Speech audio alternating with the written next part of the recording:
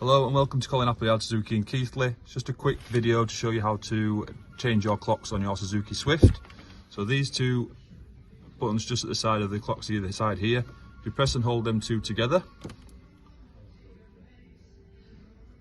that brings up your centre console. Use this right hand side one to twist until you get down to the clock setting. Go into adjust clock by pressing the button in, and then you can twist it up or down to adjust the time, and then you can just go down to back and then down to back again,